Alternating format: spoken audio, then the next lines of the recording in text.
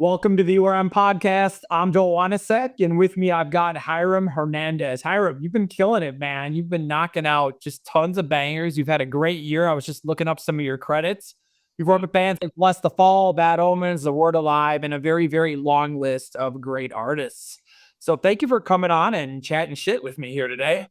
Of course. I've been looking forward to this one for a minute. A long minute. So I'm stoked. Well, hopefully we can talk for more than a minute. We have no EYAL today, and EYAL's really good at this stuff, and not quite as good at it, but that's all right. We're just going to make fun of him because he's not here. So why don't you tell me about your background? I mean, we've never actually had you on the podcast, correct? No, never. This is my first time. I should probably know that, but I don't. Whatever, sue me up.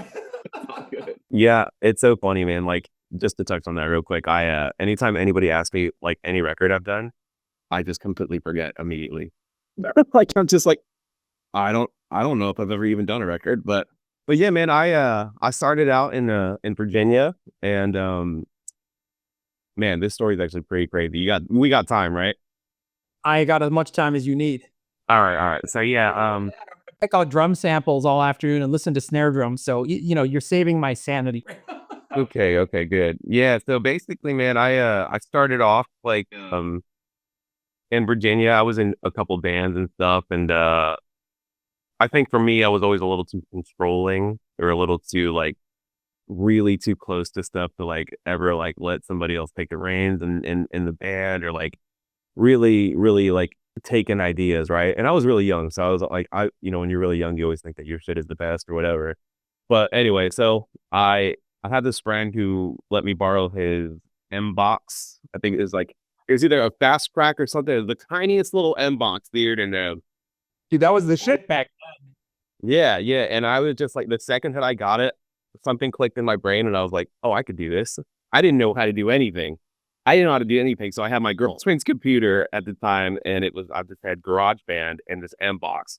And I was like, I'm a fucking pro, dude. I can do it. I'm gonna start charging bands. I can't even know how to record, but that's what I did. So I started charging bands to like $50 to record a song. I didn't even know like what panning guitars to write was or anything like that, right? And I would just doesn't matter. Game. Yeah. Shut straight up, dude. I would not bounce the end of songs and stuff. I still do that sometimes. But how did you get your first client then? You don't know anything about recording. You're like, I got an M box. How do you get somebody in the door? Dude, I just like talked my shit. I talked my shit as hard as I could, and I was like, because I could always play guitar, right? Like that's how I started really. I was just like, I started playing guitar really young, and then I got really, well, in my opinion, pretty good, pretty fast. And so I started writing songs for a lot of people. And then like I said, I was in bands and stuff. So like people around Virginia knew that I could at least write songs, and I could play, and I could put shit together. But nothing past that, right? Because I had nothing to show for it. So I was just like, yeah, I've just been, I can record your band, whatever. I'll just like $50. Let's just see what happens, And then it kind of snowballed a little bit from there. And then I was like, how about $75? They're like, sure. And what would happen is, thank goodness I learned this back then, is like, and I think that if anybody watches this that has even had a similar story, they probably agree. Like, when you're young and you're a musician and you think you're going to be in a band and like you think you're going to make it or whatever, like your priorities are all over the place, right? So I would record bands and I just wouldn't finish them, and then sometimes I would finish stuff and sometimes I wouldn't finish stuff, but then, It's also like half the producers in LA. No, I'm kidding. Oh my gosh. Yeah, I cannot do that now. Oh my gosh, I'm getting so much. I'm always getting files from one of you guys. I love you all, and I'm gonna just talk trash because you're all my friends. But Jesus Christ, like, let's go on. Yeah, it's the right. Like we were just talking about. Like we were just talking about, everybody's always mad at me for something, right? I can't please everybody at the same time. But yeah, so anyway, I digress. I was just like, I started to kind of learn more based off of YouTube University. And, I just kind of was like, oh, okay, panning left and right guitars is cool, blah, blah, blah, this, that, and the other. I started to get a little bit more bands. And then I got this crazy opportunity to play in the band Blast Cloud. So I don't know if you're familiar with them or not, but sounds familiar. But yeah, so it was long story short, me and Jerry from Sky's Airplane, we grew up together kind of, and he hit me up and he was like, "Hey man, I'm starting this band with this dude from Scary Kids. You want to do it?" And I was like, "Fuck yeah, that sounds awesome, right?" And I was, I don't know, probably 20 at the time.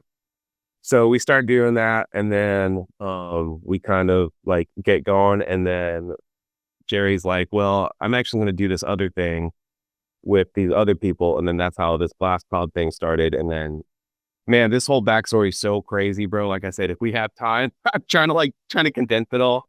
You just go. You're doing it. But yeah, so basically, like, so Jerry introduced me to this dude, Chad, and Chad was in Scary Kid.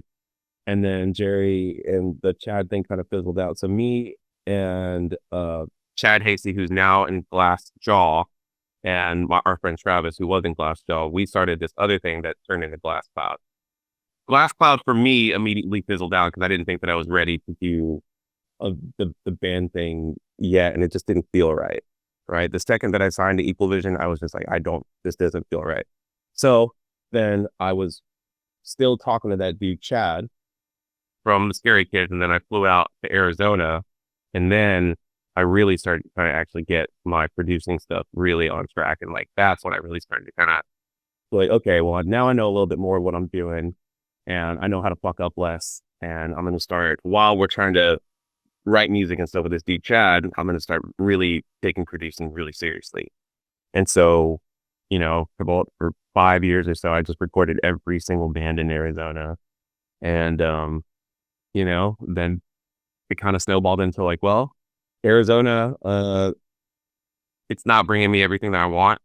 Then I got this crazy opportunity to go try out for the band Bad Wolf to sing for them. And I was driving back and forth from LA, and I was like, you know what? I'm just going to live in LA. I like it here. And I just got a house, and then I really started to really get after it out here. So that's kind of the weirdest, loosest, most all over the place backstory. Like I said, I could write a book on all of the shit that really happens, but No, it's great. Hey, everybody. Want to take a quick break from this episode to talk to you about URM Academy. Now, so if you're new here, URM Academy is the best online school for metal and rock producers and musicians. When you join, you get a whole access to a range of content. There's Nail the Mix, which I'm guessing most of you know, and that's where we bring on a different artist and a different mixer every month to walk through a mix and give you the raw multi-tracks. And we've had on mixers like Will Putney, Jens Bogren, Tom Lord Algae, with artists like Bring Me the Horizon, Meshuggah, Periphery, Opeth, even Nickelback, and tons more. If it's under the heavy music umbrella, as I like to call it, we cover it. You also get our MixLab tutorials, which are little bite-size tutorials about very specific topics. We have over 100 of those now. So like if you don't have the time for a Nail the Mix session or an entire course, you just want to find one tidbit of info to help solve a problem, that's what Mix Labs are for. We also have exclusive members only Facebook and Discord groups where you can make friends with and talk to thousands of people from all over the world who do the exact same thing as you. And what's super awesome about our community is that it's troll free. We kick trolls out. It's like an oasis online. And also our instructors are part of the community and they interact with everybody. So, you can not only make friends, but you can, socialize and learn from the best. Also, we have URM Enhanced, which is our more advanced membership tier. The main focus of that is our Fast Track library, which are some very, very, very detailed courses on everything from editing drums to post-production effects, automation, creating impulse responses, working with low-tuned guitars, and more. We have over 70 of these. It's actually insane how deep and comprehensive the Fast Tracks are. And when you join Nail the Mix or URM Enhanced, you also get access to Riff Hard, our online school for metal guitarists with hundreds of lessons from artists such as Animals as Leaders, Spiritbox, Arcspire, Jason Richardson, and many more. So go to urm.academy. Let's get back into this episode. So when you got to LA, there's a lot of people obviously aspiring, probably watching this, to break into production and stuff. And I always get questions. Oh, how do I go get my first client? How do I do this? How do I do that? What about people who move to LA? Because LA is like a really interesting. I live in Wisconsin, of all stupid places on earth, but the rent, the rent and the taxes are quite a bit cheaper. So, so I work in LA, but I live out here, and Totally. it's always interesting when I go out to LA because I got to take a bunch of trips every year. But like, people that live out here, they're like, oh, how do you, if you wanted to move to LA, how do you break in? And you're like, I don't even know. So how do you get how did you get established in LA? Because that is definitely a hard nut to crack. So basically, while I was living in Arizona, I was already working with like some labels, So I had gone on tour. This is right before I moved to LA. I had gone on tour with this band called Avoid, and I was filling in for bass with this band called I Said to Kill. And I met this band Avoid, and I thought they were awesome. And long story short, I did their record. It was the last record I did in Arizona, and then they got signed to Thriller Records, which you're familiar with. Yep. So we just did a song together on Thriller. We sure did. It's my favorite. Yeah, we sure did. So, I mean, loosely, like, I had already kind of like gained, I guess, a name for myself in Arizona a bit, where like outside people, like, already knowing who I was, people out here knowing who I was and stuff, people all over the country and stuff. But when I came out here, I just like, I had a phone call with Bob from Thriller, and he was like, hey, do you want to do the next Avoid record? And I said, yeah, that sounds awesome.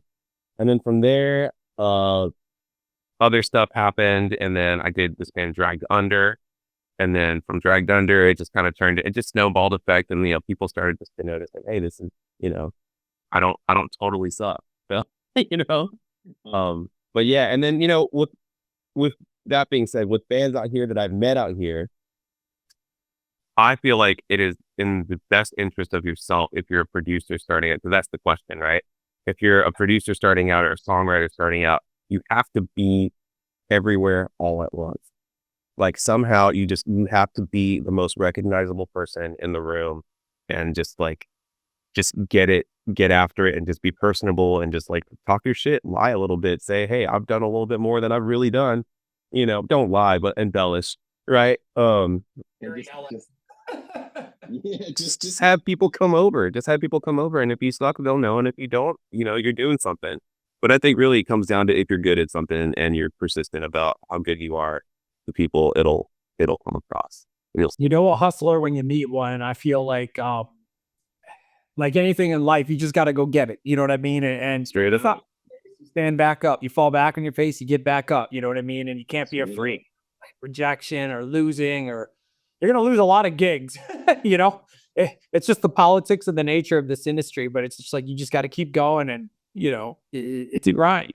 I used to be the most jealous, most spiteful, most like, why not me kind of guy, right? And that's such a narrow-minded, like, bullshit way to be. And still, like, I've done it, like, but it's just like back in the day when I was first starting out, that's what I feel like. And I'm very far along, right? And I'm so grateful for all the stuff that I have and all the big records that I've done and all the big records that I'm doing and will continue to do.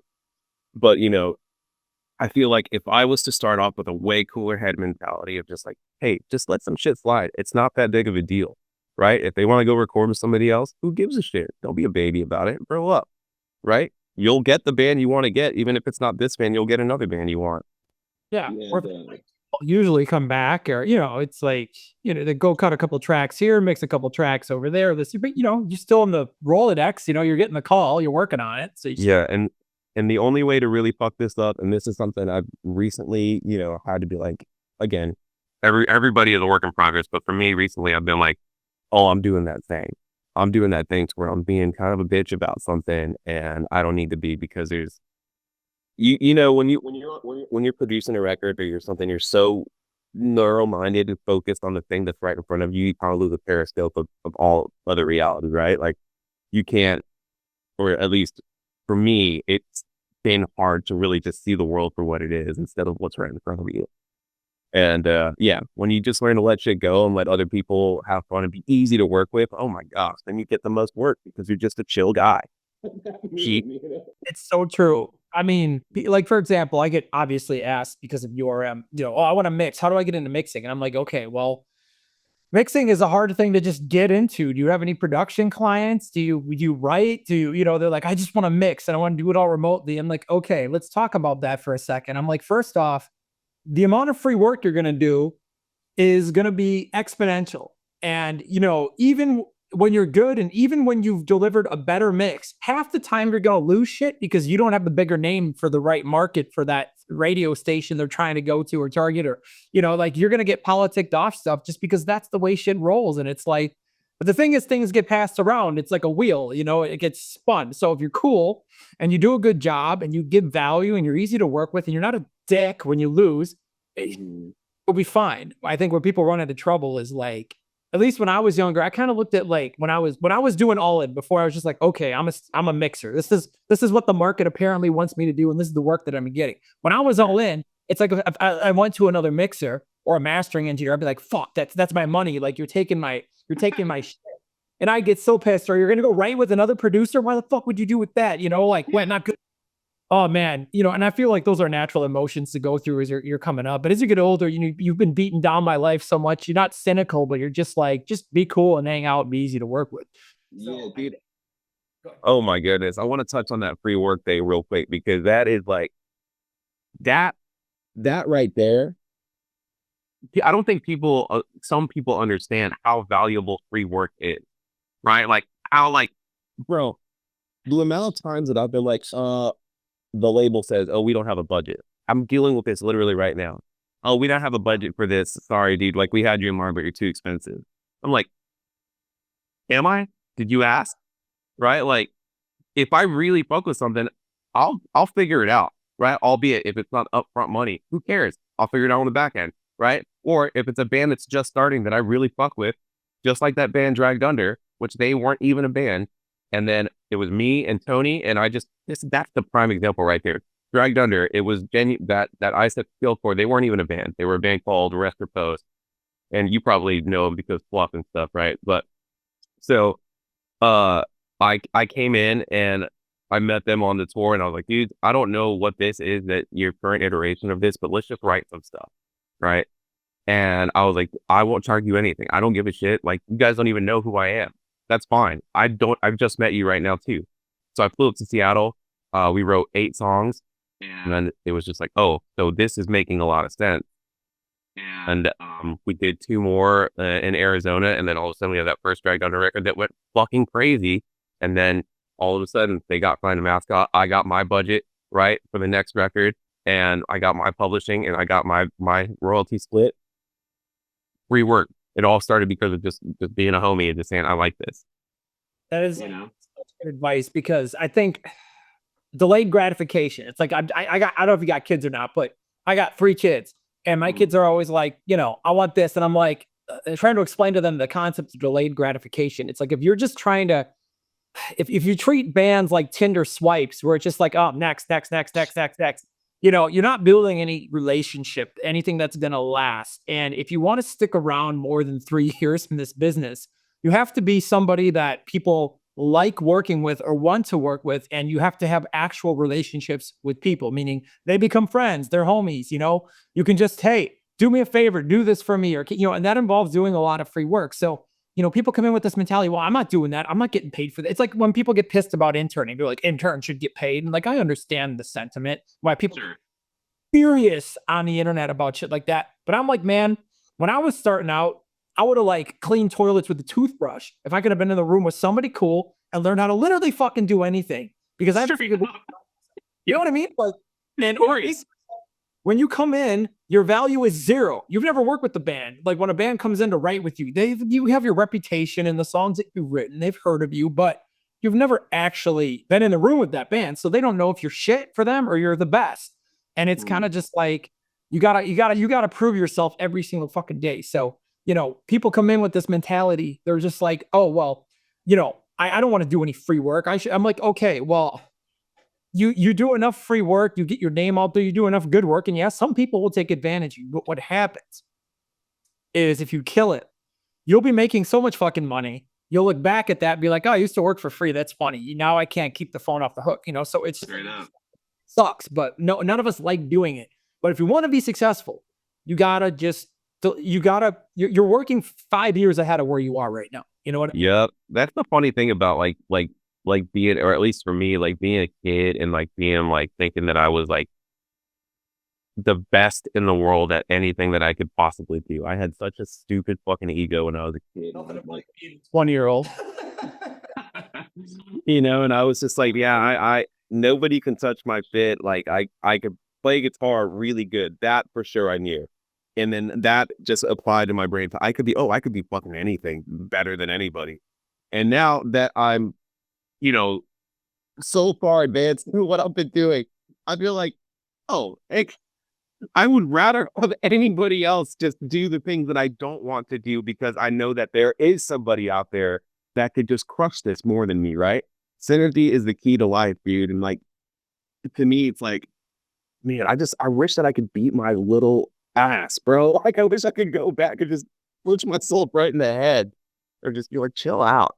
This is a great topic, because I think there's a transition, you know, like when you start off as a producer, you know, again, everybody's eating your lunch and you're fighting for every little scrap. But I feel like as you go to like the bigger producers, you realize they're all team based and they pass stuff around, and they don't look at it as competition. They're like, actually, I want that guy mixing, and I want that guy mastering, and I want this top liner in the room when we're writing. And because it's like, I don't mind sharing splits and this and that, because what happens is each one of those people you work with makes you stronger, makes your work better, increases your chance of getting a hit. You get more names on the record, you know, and it's just like when you're collaborative in this business, I feel like there's a transition where you're just like, you know what? I don't need to master my own mixes. Like, why don't I pass it to somebody who's actually really great at this shit, who ups my level? Now my mixes are better. Now I can fucking charge more because more people want to hire them, you know, or like that right there, that sentiment right there. That when I found Mike Pelagian, which I got to shout him out from the highest mountain in the entire world. But there's plenty of amazing mastering engineers, right? You being one of them. And there's so many good guys that have so many flavors to add. When I found this guy, I didn't really know much about mastering at the time. I knew that I had to turn shit up loud, and that's what it was. I mean, you know. Yeah. That's what I thought it was, right? I was like, as long as it's louder than the next guy's shit, doesn't matter how fucked up it sounds, it's gotta be loud. But I found him, and then when he returned a master back to me for this local band that I did in Arizona, I was like, oh no, I've got one other band sounds so good, and the shit that I've been doing sounds right here, right? Like, because of my lack of knowledge in mastering, this still to this day, like, I get it now, but I still don't do it. I still never do it. But man, that was the one pivotal turning point in my career that I was like, oh, okay. That's when I started to learn about passing the reins off, is when I found him, and I was like, oh, this guy can make my shit sound better. And not that my shit even sounded that great to begin with, but he made it sound like it was the best version of what it could be. And that's when I I like to think about it like this: like the song and the production is the painting, or like the easel with the colors and shit. The mix is the painting. Or sorry, no, hold on, I gotta get this all fucking back. Let me try that again. Rewind. Edit that shit out. No, I'm just kidding. Okay, so like the song is kind of like the painting. You know, the mix is the frame you put it in, and the mastering engineer is the person who comes in and shines a light right at the right part of that fucking painting. So when you look at that shit on the wall, it's like boom, it pops. And I mastered my own shit for like 20 years. I hate mastering engineers because I've had so many bad experiences. But I will tell you this. I finally found one. Well, I got a couple that I like, but I have one that I really love. And it took me a long time to find that person. But the thing is, 10 years ago, when I first met that person on Malware Applebaum, like, it wasn't the right. Oh, yeah. Like, I wasn't good enough for his masters as a mixer back then. And it wasn't like, it didn't give me the result. I'm like, oh, it's too small of a result. Where now it's just like, it just takes my mix, and it like, I had to get good enough for the mastering engineer, if that made sense. And then I was like, oh my God, I'm never mastering my own shit ever again. This is stupid. Like, yeah, that makes the most sense to me. That makes the most. I've tried everybody, dude. I think even Mayor I tried on one, but I can't remember the project specifically. But I've done records with Ted Jensen. I've done records with I've gone around, and like, you the right fit for where you're at, and certain people will elevate you, and that may change over time as you get better. So, well, hopefully, right, or maybe get worse, or right, but like it changes, and that was an interesting. I never thought that somebody could be the right fit for me now, but not back then, even like 5 years ago. Yeah. It's just mind blowing to me that sometimes you kind of got to level up, and then all of a sudden, like that person's sound like matches yours perfectly, and then you. Jeez, straight up. I think the biggest thing of why Mike worked for me specifically, and like I said, I will shout him out from the rooftops for the rest of my life. But he knew that I wasn't necessarily the greatest mixer in the world back then. But he took the time to say, hey, try to fix these things and try to do this, where a lot of mastering engineers will just print it and send it back and say thank you. Yeah. He took the time just to communicate with me and say, try to do this, that, and the other, or even send me stems and I'll try to balance it out. And he just took the most amount of time with me that had the most amount of communication from any other person. And like I said, I feel like I am so indebted to that guy that's another reason why I keep going to that guy. Plus, he's awesome. I mean, like Maor and I have become really good friends, and like he almost mentors me. Like I'll talk to him for like 3 hours on like a fucking Tuesday night at like 11 o'clock. We sit there whispering in my bathroom as my kids are sleeping, and like we're talking about like some really crazy theory about low end movement or some stupid shit. Yeah, it's like that's the kind of thing where it's like when you do one song with somebody, it's kind of a snapshot. But when you master 50 songs for somebody, now you know that person. And you can kind of guide them like, hey, I noticed that you've been doing this in your last 10 mixes. It's not good. You're using this saturation, this piece of gear in it. It sounds, he was chewing me out because I tweaked something in my sound a couple of weeks ago and he didn't like it. And he calls me immediately. He's like, what are you doing? What did you change? And I'm like, what do you mean? Oh, I love that. I love that. That's the most valuable shit in the world. Just like the brutal bluntness of like telling you how it is the most, that shit is invaluable. That is the best. Oh, and producers, it's kind of like you can be like, yeah, that guitar tone, man. Reamp that shit. That sucks. Like we can't fucking put this out. You're right. I should have edited that. I didn't have time to do the cross page. We were in a hurry. The deadline's 3. Yeah. Same thing. It's like, yeah. But again, how do you know that if you're just like a lone wolf sitting in your studio working on everything by yourself? You need that team and that feedback because it's positive. It's like as a team, you help each other be better and improve. And that's what made me kill. Like all straight up. Like me and my buddy Matt Good, which hopefully he comes and does one with you because you could talk to that guy for hours about him up. I don't know if we've ever had Matt on or not, but I mean I know of Matt and I know Matt. That dude is in this world. He is my musical best friend, right? Like he is a dude that when we actually first we came up in Arizona together. Right, he started producing the exact same time that I did in Arizona, and at first we started off like actually I don't even know if he thought this. I thought that we started off like rivals or some shit, and I would hear like little chirps that he was talking shit, which were lies, and because I heard that, I would actually talk shit. He'd actually like fuck this guy, who cares? And then I hit him up one day on Facebook, and I was like, hey man, do you have a problem with me? And he was like, no. And I was like, oh, okay. What I think about music is like this, and this is just my observation after doing this for a long time, and I'm sure you've seen this, is like go to like LA, you know what I mean? And you're at like a party or something, and it's like everybody's like, if you're up against that person that week, you're like, fuck that motherfucker, blah, blah, whip his ass, that mix he said sucked. And then like 20 minutes later after it's done, you're having a beer and your best friends. So it's like everybody's friends, but then you got to get in the ring and you got to go box it out sometimes. And one of you gets knocked out, but then you get up and you shake hands and you're homies again. So that's actually my least favorite part about LA is that I am very much like that. Right? Like I'm so vocal and I'm so unafraid to just go up to somebody and say, hey, do you have a problem? All right, let's fix this. A lot of people here are a little bit more, I guess, passive. Or maybe I can't do that too much. I'm seeing Russell die in and out of the studio, man. It's a societal trend right now. I mean, my wife's Eastern European, so she's just like, they have no fucking filter over there. They're just like, that sounds like shit, and this band sucks, and why did you play this mix? And I'm like, fuck. Like, I'm like, damn, how about I'm not feeling it. That would be like, yeah, it's yeah, good job on this. No, not even that. It's just like, I don't like this, Yeah.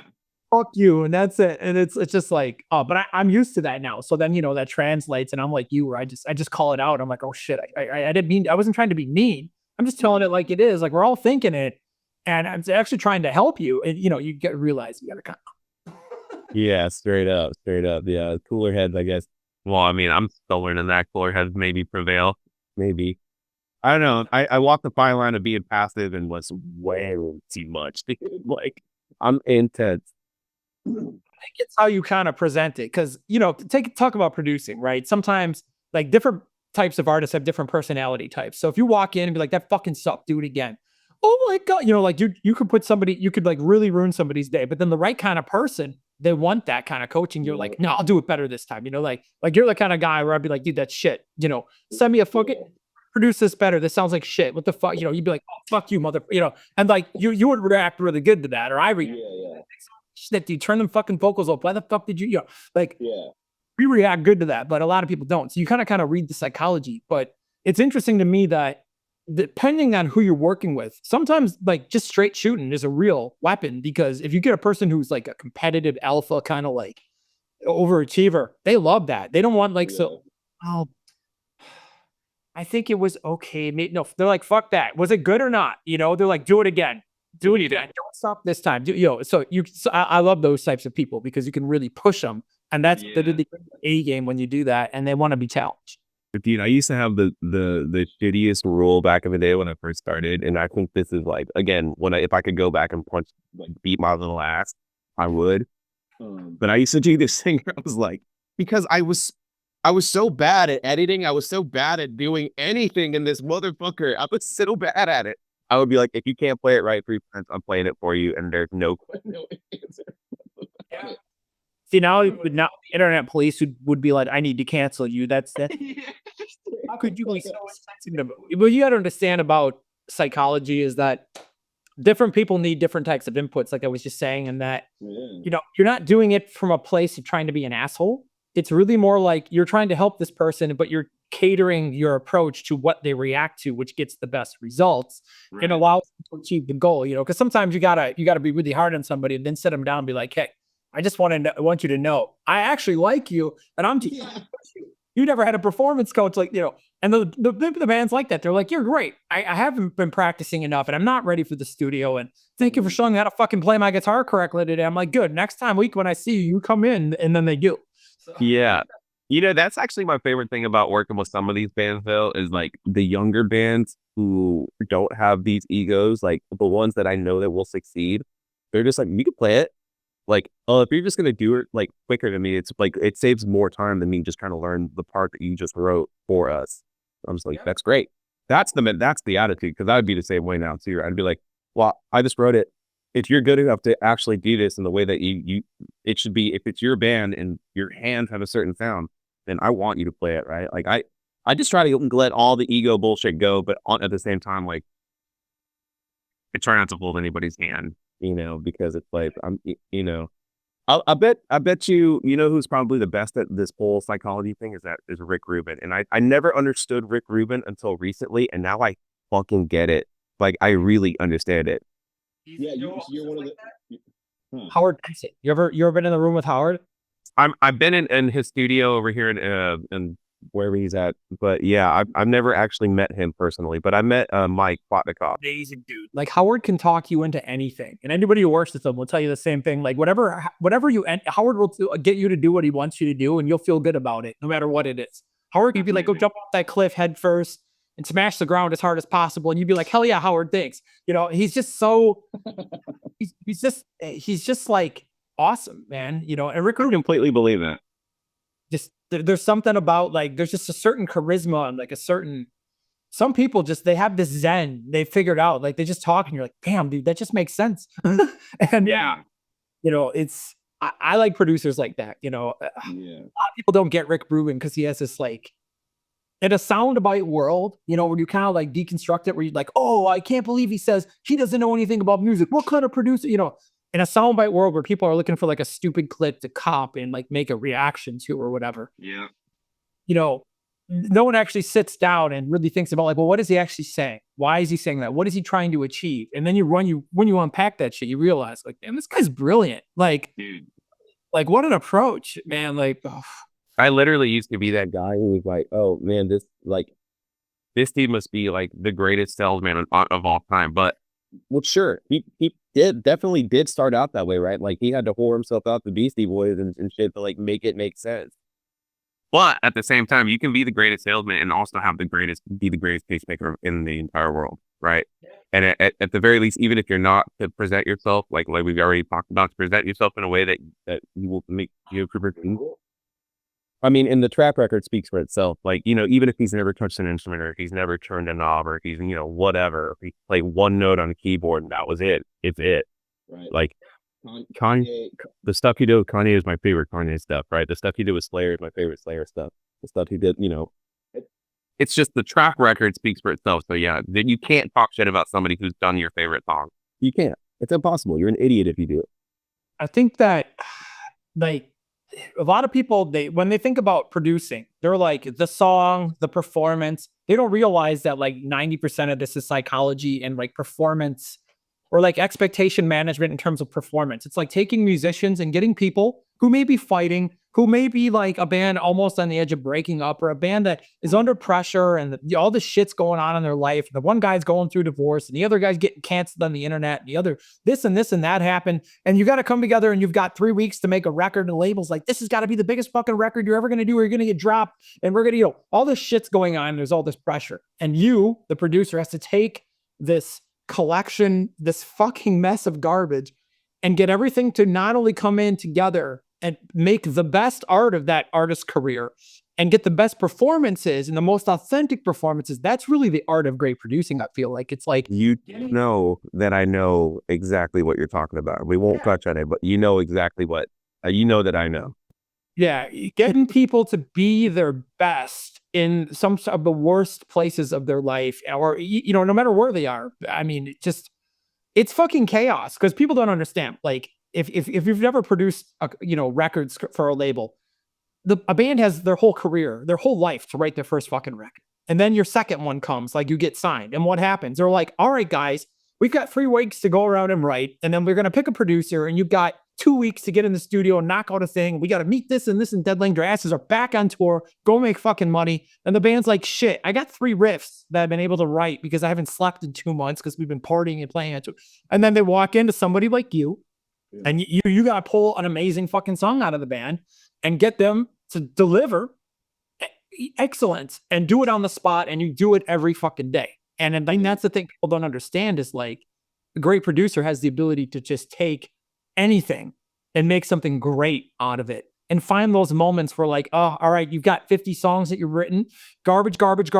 Holy shit, play that riff again. That's something special. And then all of a sudden, boom, now you have a big fucking hit. And it's like being able to filter that stuff out, being able to find those moments, being able to coach those musicians. That's really what the art of producing is to me. And that's the soft skill. You know, that's not something you can learn on the internet. It's like, absolutely not. Yeah, that's just environmental training. I feel like, you know what I mean? Like years of saying the wrong thing to get to the right answer. Yep. So I always respect people like Howard or Rick Rubin, just these people that have just such an insane track record, who just have it's like the bigger you go, the more big picture they think.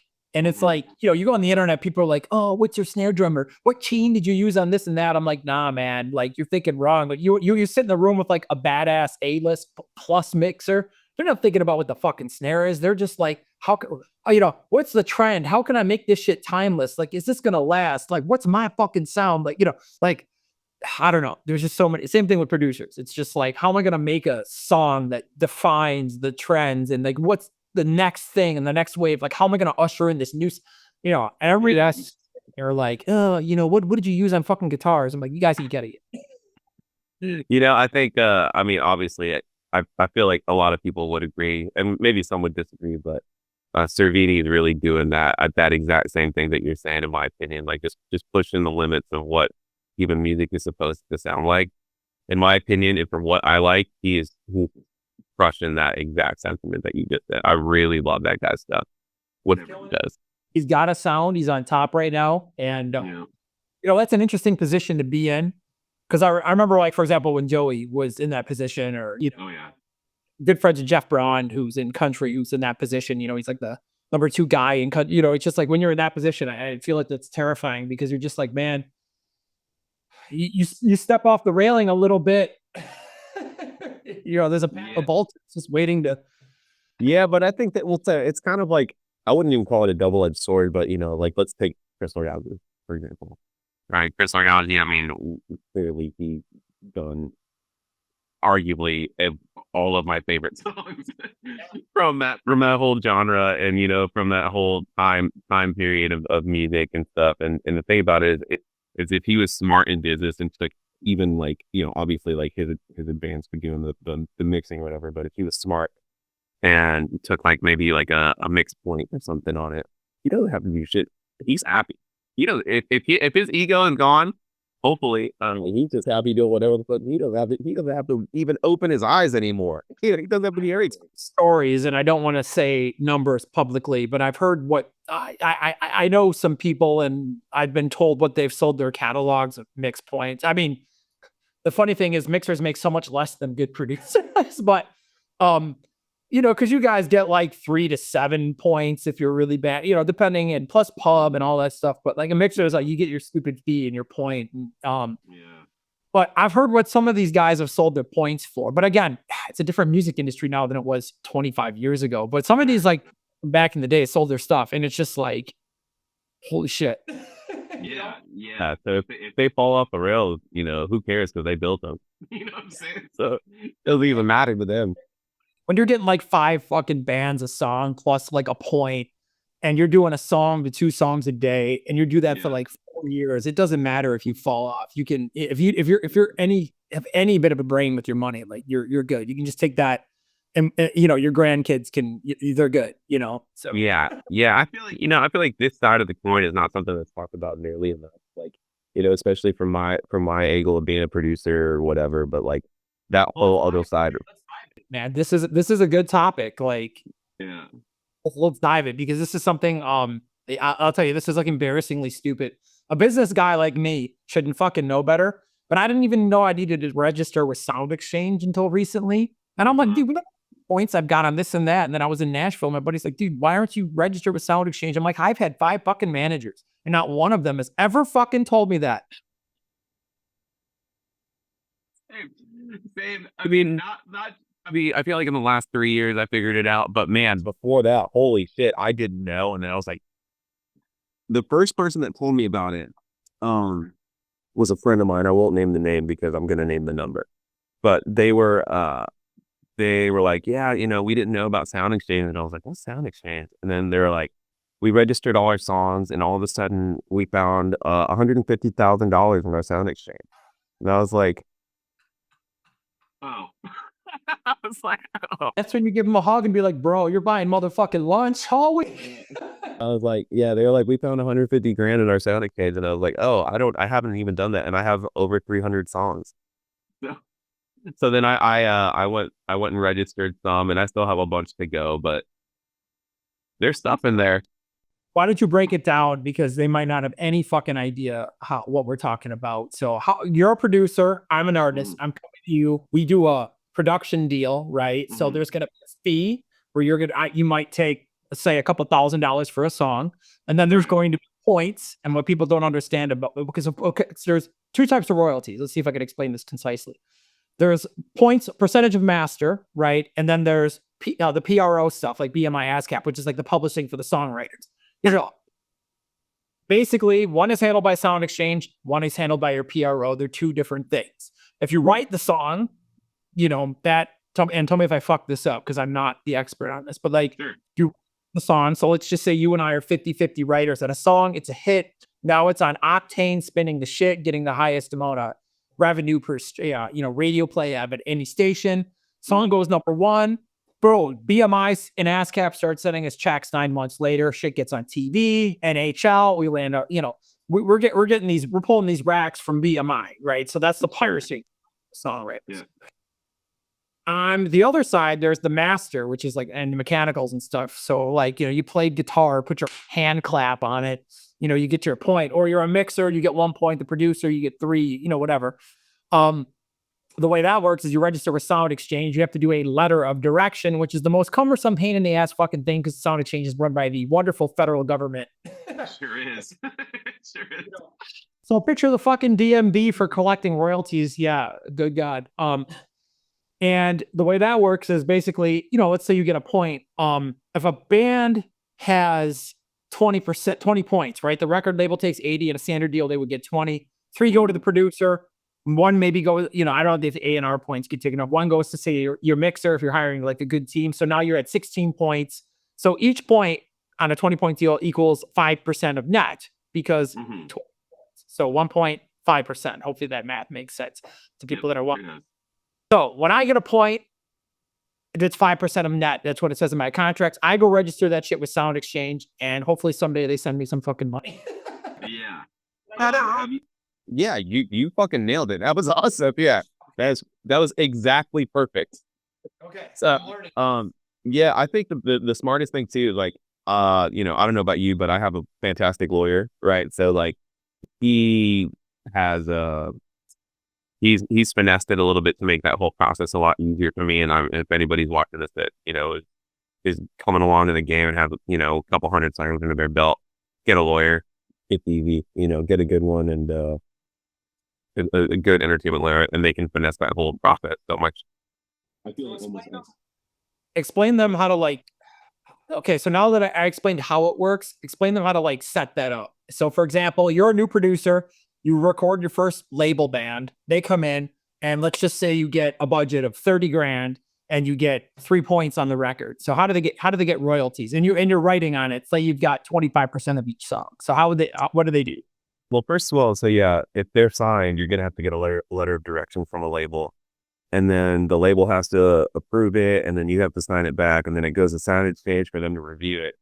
And it takes so fucking long, and it's just like, yeah, if I didn't have my lawyer to help me out with this stuff, I would just not do it. This is too hard.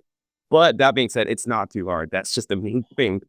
But yeah, you just I've never dealt with SoundExchange outside of a label scenario, but it is obviously very possible. It's just all parties have to agree. You have to sign that letter of direction with SoundExchange, and then they overlook it. And then for whatever radio spins or whatever, plays you get on Spotify or any of the DSCs. Streaming goes to SoundExchange, and then radio goes to EMI or ASCAP or CSAC, right? They all go everywhere a little bit. It's very, very weird. They all go everywhere a little bit. Yeah. And somebody can correct me if I'm wrong, but if I was to log into my SoundExchange, I would see where I'm almost positive that I would see some stuff in there. And I could be wrong. All SoundExchange could just be from radio play, but also radio play comes into BMI too. It's a very confusing world. I don't own a publishing company. Yeah, the only guy that Andrew Wetzel from Attack. Yeah, I just talked to him the other day. He's the fucking man with this stuff. I was in Nashville, and he just gave me. I was at Andrew Bayless's house, and we're just chilling, and they were doing a song. Boy, dude, I fucking love Bayless. I've known Bayless since I was 14 years old.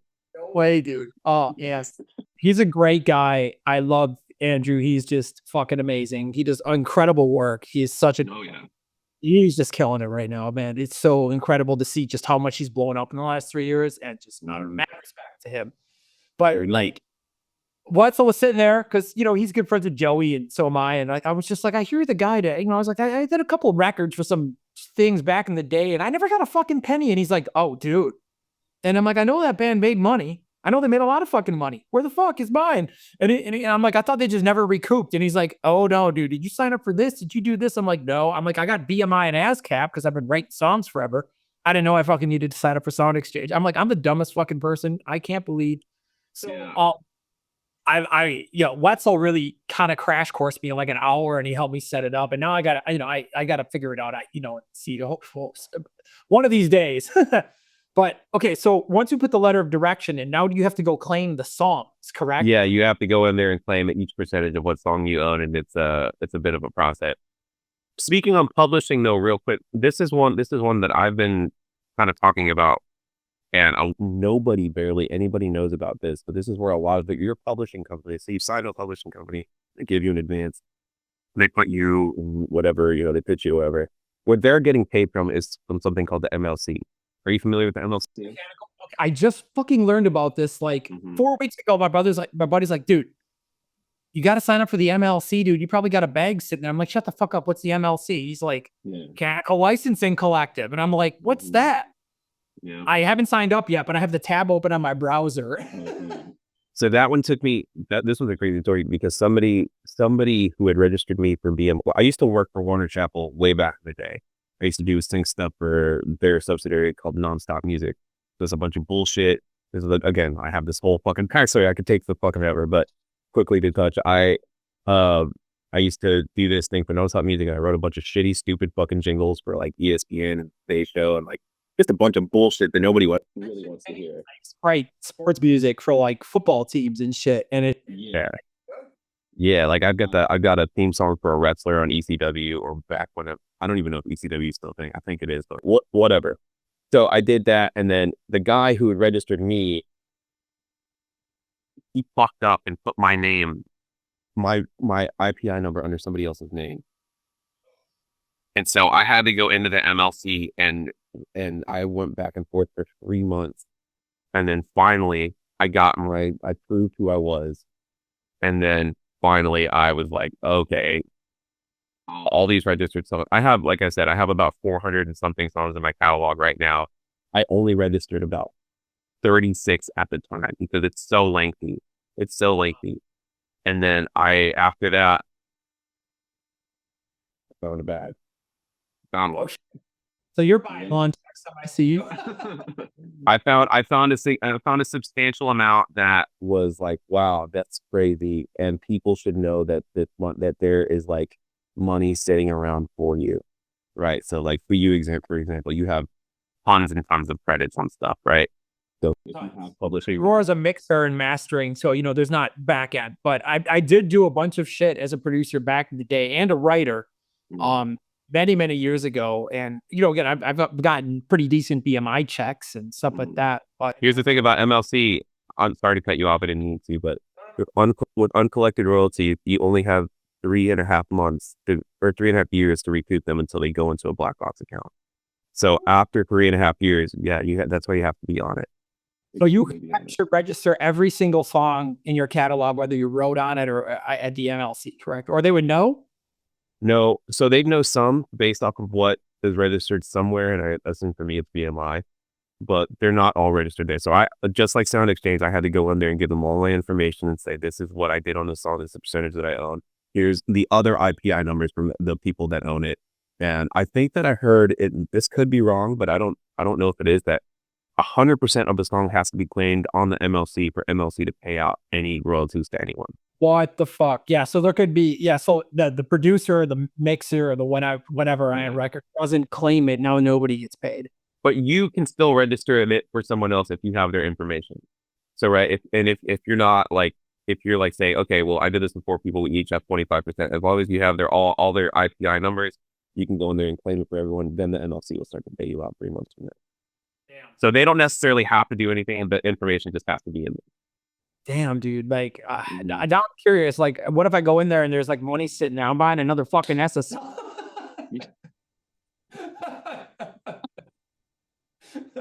Oh man, what's it like on that thing? Is that thing your ad? Dude, shit. Now you're gonna get me going. I've talked enough on this, but I've been mixing for a long time, and I've mixed. Half my career was hybrid, in the box, and the other half was hybrid. And then I started mixing for Joey, who was like, fucking, we have to have exact things because you're cloning me and you're gonna be you're gonna be me. So like, dude, when I was mixing shit for Joey, we were back into the box, and then I was like, dude, no one gives a fuck. Like, I'm getting results and I'm charting and this and that. And I went through a bit of an identity crisis in mixing in like 2021, and basically I was like, man, I feel like I'm keeps, like nothing I'm doing is I'm stuck. And then I kind of got back into gear, and like I had this massive explosion of progress. And then I ended up buying a console, which was the smartest and stupidest decision of my life. The big one, regardless. But I've always wanted one. And like I've always wanted to work on one, and I love how they sound. And so I bought an SSL Origin, and I bought it used to save money because I'm a cheap fuck. Good. You should be. Everyone should be. Everyone should be. Honestly, no bullshit. Out of all the gear I've ever bought, and I've had a lot of shit in here. I've had cool shit like Shadow Hill's mastering compressor. Like, Yeah. I got a fucking Zener limiter. I've got crazy shit. Dude, the console is the best piece of gear I've ever got in my entire life in terms of sonic return on money spent. So like when I put stems through that at Unity, I'm like, fuck. And then I'll stem them back out into the computer, and I'll be like, what happened? Same fucking volume, no changes. And it's just like crazy to see how it's like all of these, how do I explain it? Like, and the problem with going down this rabbit hole is that people are going to beat the shit out of me because they don't fucking use this shit every day, and they don't. Yeah. Can you run this cast and null toss? You just fuck off and go get a board and go mix on it for a day, or go rent a studio and you'll hear what I'm talking about. A lot of people don't understand because you haven't experienced it and spent enough time on it, especially in your own room where you really know it sounds. It's kind of an overwhelming thing. You know, there's a learning curve. Just like if I said to you, hey, I got to teach you how to EQ or use a compressor, dude, it's gonna take 10 fucking years. And then you're finally going to be like, and then 10 years later, you're going to be like, shit, man, what I knew about EQ 10 years ago, fuck, like I suck, you know? So Yeah. you learn to hear these sounds and what they sound like. And then it's like, I don't know, I can't go back. The difference for me is like, it's like if we went to the gallery and looked at this beautiful oil painting or sculpture, and then I sent you an iPhone picture of it later. It's like going to the mountains, dude. You go to the mountains, you're like, fuck, yes. They take a picture of it and you're like, wow. And you show your buddy and you're like, that doesn't even look impressive. It looks like it looks like the picture does not capture. That's how I feel about mixing on the board. Like shit that I didn't understand about, like how the fuck does CLA get, or Andy Wallace get this certain bass, like this locking, the way that it sits in its own space. Yeah. You throw it up on the board, you go like that. You're like, dude, that's that fucking sound. Like, holy shit. That's exactly what I thought that you would get at, and that's exactly what I wanted to hear. Because I mean, for everything that I mix, I do it completely in the box, right? But like, and there's a certain sound to both that is extremely pleasing to certain people. Like, you know, like I think Servini is completely in the box. And like I said, a lot of the stuff that he does is amazing, but it's a different flavor, right? If I go back and I listen to like POD, right? Like if I listen to the Satellite album, that shit has a certain. Yes, exactly. Limp Bizkit. That specific, that kick drum on Hot Dog is like the biggest, sickest kick drum still to this day in my life. The way that it's here. Fucking best bass and kick in any mix ever. That's like to me, Nickelback was the bar, and then I heard that. I'm like, dude, I don't know what Andy Wallace was on when he mixed that, but we should build a fucking statue in his honor, and we should force to worship it 3 hours a day because it's that That's so good. And like, dude, that shit just hits in a certain way. And I've always liked those sounds. It's not that I don't like the modern shit. Obviously, you know, I've mixed so many fucking bands that with Joey that were iconic. And like, when that shit came out, like the Attila record we did, and you know, all these things, like, dude, that was like the heart. People were like, oh, it's the heart of shit, blah, blah, blah. Everybody was like stoked about it on the internet. But like, I miss the way those old records feel. Yeah, because it had identity. It had like a spirit in it, right? Like there's something about the fucking move, and you don't feel that minutiae shit. And in the Knox, that's what it takes away. It's like it takes away that movement, and it's hard to explain. But when you hear it, like if you were in my room, we could sit here and I could play a couple things on these speakers, and then we could switch back and forth. And once you hear it, you'd be like, "Fuck, that's awesome!" Like, and then we would put it back in the computer, and then be like, "What happened? What happened? Why isn't the bass moving? Why does it sound like it's plastic?" And then you pull it out, and you're like, "Oh my god!" Like I could feel the fucking playing. Yeah. No, I completely get it, and like I said, favorable things in both, but there is something that in my opinion, that is still yet to be replicated in the sound. Just like that design software, and somebody who sold a lot of software, and I know some of the best programmers in the world for various companies. And again, I'm gonna get fucking torched for saying this, but I don't give a fuck. I'm honest. So let's be honest. When you sit down with some of these guys and you have a beer, fuck what the marketing says. The marketing is there to sell products so people can have jobs and they can continue programming. But when you sit down with some of these guys, and you had a couple of drakes and they kind of let their guards down, they're like, dude, we're so fucking far off from the modeling. Like, you don't even fucking understand how electricity works on a quantum level. And maybe that'll change with AI and all this shit. But it's just like, I know how far off we are because I know exactly how they make plugins. I know how they model them. I know, and they've gotten better. But again, there's still something there, and it's not look, you can make great fucking records with digital. You obviously we've done it. We do it every fucking day, but it's a different sound, and sometimes you want a different sound, And I have shit that I mix that it's almost no plugins. It's almost all hardware, and I have other things where I'm loading that shit up because I want a different sound. So I don't know. I have because I'm a mixer, and my job is sonics, and it's like. Certain things need certain sounds, and it's just like having different tools. It's like, it's like you got how many fucking guitars behind you right now? You don't just have a fucking guitar. Every guitar has a different sound. So when they're grabs that guitar and puts in a riff, you're like, not that one. Grab that one. Grab that. Holy shit, that's the guitar for this fucking riff. Plug that motherfucker in and let's go. It's the same thing with mixing. It's like you want to have a lot of different tools, plugins, pieces of hardware, because can be a sonic painter, and that's fun. Yeah, and you just have more brushes, and straight up, and you just have more tools to do it, and I think that's very, very, very, very. People get hung up on the verse shit, and it's just just fucking admit that they're different, who they are, and accept it and embrace it, and then keep for what they're good at. Because there's shit you can't do in hardware that you can do in a computer. That's just so easy. Imagine hardware track spacer. How the fuck would you do that? Yeah, I mean, maybe smart, but a lot of compressors and a lot of a lot of alpha.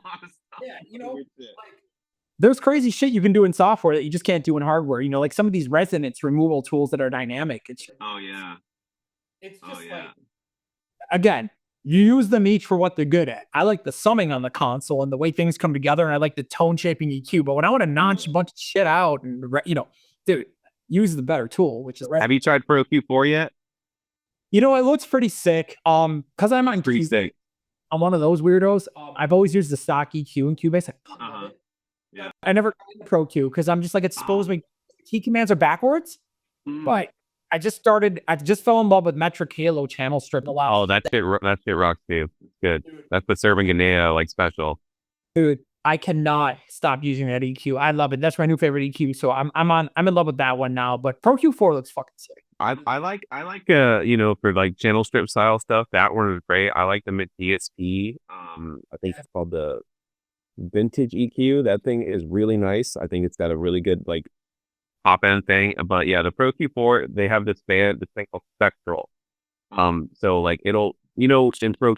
You said you don't use Pro Q3, but we can used it enough to have it, but it's I see. Soothe on particular bands and shit like that. Yeah, but it's so with Soothe again, it's like a broad thing, right? It'll pick out a certain bell that you want it to go, but within the Pro Q4, it'll start doing individual notch EQs within the big bell thing that you make it. So let's say that you want to make dynamic, it'll go tiny and it sounds really cool. It sounds good. It's just the best version of that. I'll tell you the difference between digital and analog. You ready? So I was mixing the box, man, cymbals, right? We all hate cymbals, especially if you've ever mixed a metal record. I talk about this all the time. Fuck cymbals. Let's get to that. We all hate cymbals. Get us some matching t-shirts or something. So I sit there and use shit like DF Clarify and Soothe and all this EQ and shit to get, because you know how it is. It's especially when you're mixing somebody's home recorded stuff and they're on a couple of shitty mics. I mean, now people just program. They've gotten lazy, but back in the day, people would with whatever gear you had and into the shittiest fucking interface in a room that's treated shittiest cracked ass fucking cymbals, and then you're sitting there just fuck screaming because you can't get the shit to sound good. But you have to because you're the mixer, and they expect, why doesn't it sound as good as this record you mixed? I'm like, because that record had a budget, and we recorded it in a great studio, and the guy who played drums was a fucking great player, and the song was arranged well. But anyways, the man doesn't want to hear that. They just want to know why they're shitty crack ass cymbals recorded on 57's new shit, an unfucking treated room with shitty near reflections. It doesn't fucking sound the same as the big budget record that you mixed last week for their favorite band. So using all these things like ProQ and hating your life. When I switched to hardware, all of those resonance removal tools that I had been using, Yeah. I bought a pair of Really? tone control EQs, and I put them on my cymbals, and I was like, hold on a second. And I turn it off and I bypass it because I was using it as a hardware insert. I'm like, what happened to all those, like, it like smooths out all that shit that you would want to take that. Ah, It smooths it out. you got the butter in there. Yeah, dude. It's got that like creamy, fucking smooth ass. Like, I'm like, man, that. So then I bought the SSL and I got rid of those EQs. I mean, again, it does the same fucking thing. It's just like all that shit. It's like when I'm mastering, you do, and I'm throwing hardware on it. It's like you just put the hardware on, and all of a sudden, like all the shit, you're like, I gotta notch that. I hear this frequency and this little. It just takes all those resonances and kind of just like it's like taking a paintbrush and like just going smooth. And a good one. Like, man, you should start pitching for some of these companies, bro. They probably make a lot more money because that's pretty good. The hardware company, I don't know, man. Pretty good. About it, you know what I mean? It's all I care about is sonics and things like that. If I could touch on you as a human being for a second, and we don't know each other really at all, right? But like I've followed you on Instagram. Yeah, but I've followed you on Instagram enough to know now that I can kind of tell how much you give a fuck about what this all is and what you do, and how important it is that not only you get a good sounding product, but that people understand what this whole thing is. It's extremely admirable what you and EYAL do, because it's like, you can just fucking tell that like your purpose here is to do good shit and help people do good shit. And it's like the coolest fucking thing. I've learned a lot from the whole platform, right? I've learned a lot of people from this platform, and I've learned even like just things that I was unsure of that you've said. I'd be like, okay, well, at least somebody else agrees with me now. And it's these tiny little things that like, I commend you both. I commend all of you. I commend you with the whole thing. It's so fucking cool. I personally really appreciate it, man. Thank you. It's amazing to hear. You know, it's kind of like you're hanging out with your buddies one after you do, and you're like, oh, let's do this stupid thing where we like live stream mixing or some shit, and then all of a sudden like it becomes a thing. You know, like your band writes a song, you're sitting there jamming, and all of a sudden you got a label calling you, and then all of a sudden it's on the radio. Now it's a hit, and the band's like, yeah, 3 weeks later you're playing 1,000 cap arenas, and you're like, what the fuck? Or not arenas, what am I saying? But like, you know, you're like, all of a sudden like your shit changes. Yeah. So when we started doing like Nail the Mix and stuff, it was kind of just like Joey and I would sit on a phone for hours and like talk about production shit. And then we're like, oh, let's start a podcast. You know, like I'm sure other people are interested in this too. Like we're fucking weird. Maybe other people want to talk about this. And so, so we started doing that, and then we did Nail the Mix, and like, I don't know, people liked it. So it's fun. But at the end of the day, first and foremost, I'm a mixer. That's what I care about. And education is an extension of that for me, obviously. And I really love what we do, and it's fun, but I don't know. There's something about being in the weeds, you know, and I did take a little bit of time off from making records, and it killed my soul, and I had to come back to it. So happy that I did, you know, it's much more, it just, you got, you know what I mean? Like, it's just fun being in the room, making music with people, and like working on records, and I don't know, you know? Yeah. People, I feel like, I'm sorry, I didn't let this even further, but I talked to you. I think that, you know, because I know a lot of producers out here, and I know a lot of them that are really good, and some of them that, you know, I could, you know, talk less about. But at the end of the day, regardless of that, it's like a lot of people get jaded, and they say, well, we don't want to do rock anymore, or like, we don't want to do pop anymore. We want to branch off into this, that, and the other. And I'm just like, man, I understand it in a sense, but like when you start to leave that thing, you're gonna start to miss it. So rather than not be grateful for what you're doing, I think that the mentality should be is like, hey man, go take a walk, right? Just take a quick walk. You don't have to go off and like go on this like this I'm gonna call it fucking mental vacation for 3 months and go do some fucking, you know, Arabic music or, you know, something crazy that you're like just like, dude, you're good at what you do. Take a second, come back to it, because you don't want to look back on this shit and go, man, I was really fucking like, I was all the times that you were having fun that you didn't think you were having fun when realistically you were. Start enjoying it right now. enjoy it right now rather than like looking back on it and doing, man, that actually was fun. I mean, that's a great point. It is easy to get jaded, especially like, if you get screwed off a record or like, I'm thinking about some of the mixes I lost this year, not because the artist didn't think my mix was better, but because I didn't have the right name for that radio segment or whatever, or shit like that. That's the kind of stuff or like the politics that happened on this record or that record. And, you lose shit, you win shit. And it's really fucking frustrating. But then you gotta kind of like step back and be like, dude, I used to sit in a bank and hate my life and dream about recording bands. And now I get to deal with bands and all the shit that comes with it. But brother, nobody understands that more than me, dude. And I worked at a Blockbuster video, right? When I was younger, I worked at a fucking Blockbuster. I was a bartender. I did all this bullshit. And then I'll tell you this, and I don't suggest this to everyone. But the second that I decided that this was the only thing that I was going to do in my life was music, I quit all of my jobs and I fucking couch surfed with my laptop and my interface for like a year in Arizona. And I just couch surfed and I was just like, I'm just going to try to record every band that I can and try to just like figure it out. I'll go to your house. You can come to wherever I'm at if the person I'm sleeping on their couch lets me. And I just 100% only focused on doing this, and that's it. I never touched drugs. I never did crazy amounts of drinking, really. I like to have fun and I like to be the personable and I like to just get my shit done. So I couch surfed and then I finally got a room. I finally got a house and I finally did this, that, and the other. But the only thing, just like you said, the only thing that you care about, the main focus rather is for you, it's mixing. And for me, it's writing songs and producing records. And that's all I give a shit about. And mixing cool too, but not the number one thing. Well, look at you now. You know what I mean? Like looking at your credits and all that stuff, you have almost the max bars on USL. It's like looking back, it is funny because I feel like no matter how much you rise up in this business, it's your brain is like being an ambitious, wired person. You're looking at where you are. You're like, man, I suck. Like I'm not good enough. Like, this person has 40 billion more streams than me. Like I need to go, it's so easy to just chase gremlins, but sometimes it's easy to forget that you just gotta take a minute to pause and be like, oh, I've done this and that's pretty fucking cool. You know what I mean? Comparison is truly the thief of joy, and that used to fuck me up the most. And now, like your path is different. Everybody's path is different, and you just gotta embrace it. So, last question I'll ask you here today.